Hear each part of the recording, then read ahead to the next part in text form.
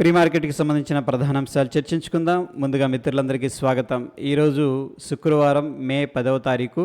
మనకి సెన్సెక్స్ ఎక్స్పైరీ ఉంది. ADR sentiment ఎలా ఉందనేది ఒకసారి చూద్దాం. ఇక్కడ మనం చూసుకున్నట్టయితే డాక్టర్ రెడ్డీస్ నెగిటివ్గా ఉంది, హెచ్డిఎఫ్సి బ్యాంక్ నెగిటివ్గా క్లోజ్ అయింది. అక్కడ నుంచి అన్ని కూడా ఐసిఐసిఐ బ్యాంక్, విప్రో, ఇన్ఫోసిస్ నెగిటివ్లో క్లోజ్ అయినాయి. ఓవరాల్గా ఒక నెగిటివ్లో సెంటిమెంట్లో అయితే క్లోజ్ అయినట్టు తెలుస్తూ ఉంది. ఇండియన్ ఇండిసెస్ ఎలా పర్ఫామ్ చేసినాయి అనేది ఓవర్ వ్యూ చూద్దాం. ముఖ్యంగా మనం చూసుకున్నట్టయితే ఎనర్జీ, మెటల్స్, ఇన్ఫ్రాస్ట్రక్చర్, ఎఫ్ఎంసీజీ, కమోడిటీస్లో హెవీ సెల్ ఆఫ్ జరిగిందని చెప్పేసి చెప్పుకోవచ్చు. దాదాపుగా అన్ని సెక్టార్స్ నెగిటివ్లో అయితే క్లోజ్ అయినాయి. కొద్దిగా పాజిటివ్ కాదు కానీ అంటే లో ఇంపాక్ట్ అయిన దాంట్లో ఐటీ సెక్టర్ అనేది కనిపిస్తూ ఉంది.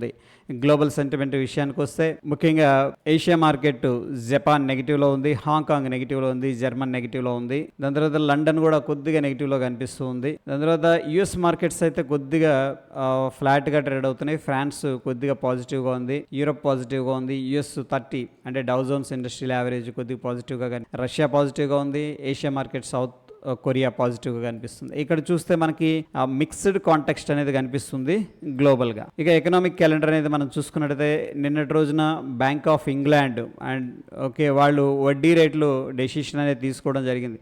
ప్రీవియస్గా ఏదైతే ఉందో 5.25 అదే వాళ్ళు మెయింటైన్ చేయడం అనేది జరిగింది. ఇక యూఎస్కి సంబంధించిన జాబ్లెస్ క్లెయిమ్స్ డేటా మాత్రం కొద్దిగా నెగిటివ్గా ఉంది. దాని తర్వాత యూఎస్కి సంబంధించిన 30 years బాండ్ ఆక్షన్ వచ్చేసరికి అది ప్రీవియస్గా ఏదైతే ఉందో దాని మీద వీళ్ళు కొంత ఎక్స్పెక్టేషన్ అనేది చేశారనమాట. ఆ ఎక్స్పెక్టేషన్ తగ్గట్టు రావడం జరిగింది. ఇక ఈరోజు మనం చూసుకున్నట్టయితే లండన్కి సంబంధించిన జీడిపి డేటా అనేది రావడం జరుగుతుంది. ఇది very very important fundamental data అని చెప్పేసి చెప్పుకోవచ్చు. దాని తర్వాత మనకి చెప్పుకోదగ్గ ఈవెంట్స్ ఏమి కనిపించట్లేదు. ఇక ఎఫ్ఐఎస్ డిఐఎస్ యాక్టివిటీ అనేది మనం చూసుకున్నట్టయితే ఎఫ్ఐఎస్ ఏం చేశారంటే కాల్స్ అయితే అగ్రెసివ్గా సెల్ చేసినట్టు తెలుస్తూ ఉంది. అదేవిధంగా పుట్స్ కూడా సెల్ చేశారు. బట్ ఇక్కడ మనం చూసుకున్నట్టయితే కాల్స్ ఏమో దగ్గర 1.8 lakh దాకా సెల్ చేసి పెట్టారు.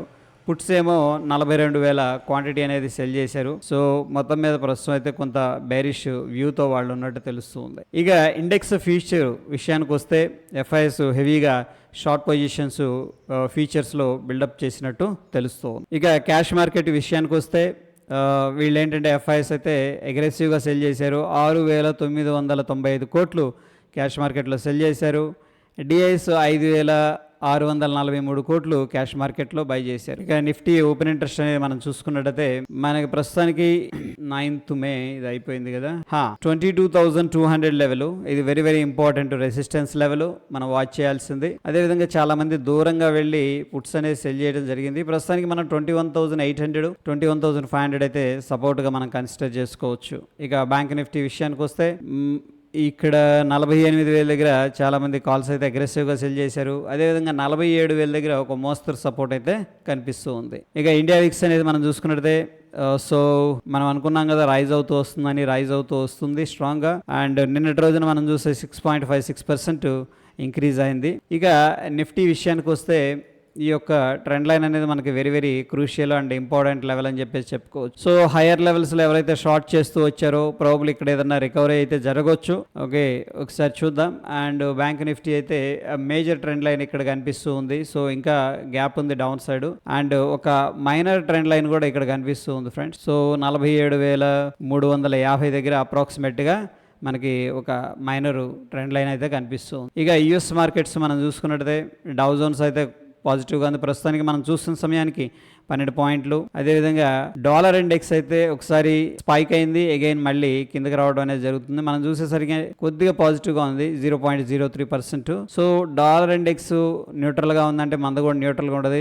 డాలర్ ఇండెక్స్ రైజ్ అయిందంటే మన మార్కెట్ పడిపోతే, డాలర్ ఇండెక్స్ కిందకు వెళ్తుందంటే మన మార్కెట్స్ అనేది పైకి వెళ్ళడానికి ఆస్కారం ఉంటుంది. ఇక గిఫ్ట్ నిఫ్టీ మనం చూసుకున్నట్టయితే సో ప్రస్తుతానికి అయితే గ్యాప్ అప్ అయింది అగైన్ మళ్ళీ.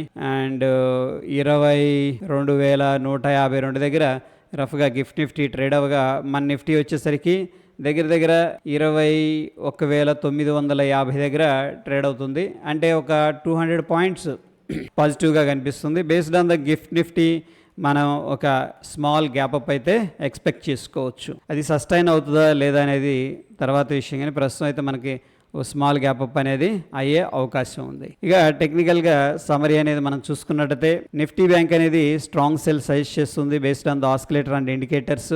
నిఫ్టీ 50 మనకి స్ట్రాంగ్ సెల్ అయితే సజెస్ట్ చేస్తుంది. ఇక ఫ్రెండ్స్ ఈరోజు బడ్జింగ్ స్టాక్స్ కొన్ని కనిపిస్తున్నాయి. వీటిల్లో మేబీ న్యూస్ ఉండొచ్చు. సో ఈ యొక్క స్టాక్స్ ఒకసారి రీడ్ చేయండి. ఈ యొక్క లింక్ అనేది మన టెలిగ్రామ్లో అయితే పోస్ట్ చేస్తాను. మన వీడియోస్ని లైక్ చేయండి ఫ్రెండ్స్. అది ప్రీ మార్కెట్కి సంబంధించిన అప్డేట్స్. మరొక ఎపిసోడ్లో మళ్ళీ కలుసుకుందాం. Stay tune. ధన్యవాదాలు.